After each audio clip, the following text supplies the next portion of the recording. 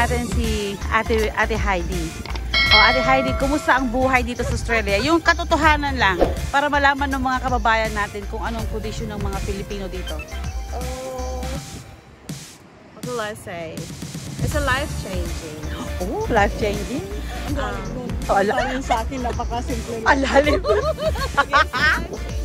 It's hard sometimes, but most of all, it's a good thing. Yeah, I would say.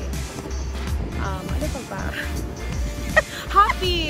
I don't know, happy! It feels like, this is it. This is my home. This is my home. That's all. Saan ka po sa Western Australia? Perth. Sa Perth. Hey, hi Perth! Yes. Wala na akong masabi pa. I feel like I have everything. Wow. I love everything about Perth. Mahirap na masaya. Pero, the best. Kumusta naman yung equality dito ng mga tao? Equality. Oo. Equal. Yung opportunities ba? Oo. Kasi kahit yung mga old, mga age people, Oo. they can work. Wow. Companies are hiring them to work. Sa company ko, I have one. Sa company niya, may-ari po ng company niya.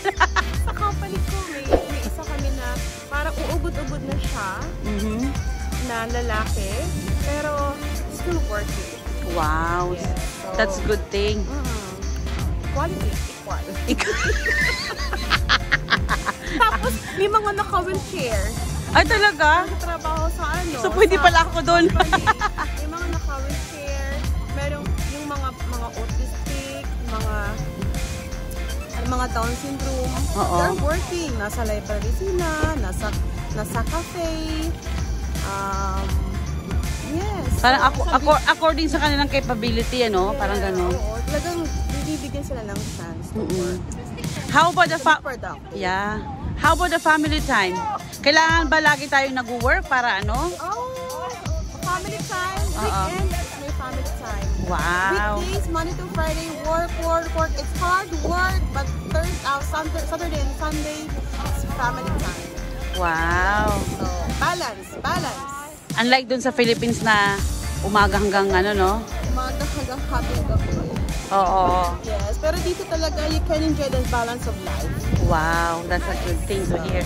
Salamat Ate Heidi. Sa mga susunod na video, makikita pa natin siya.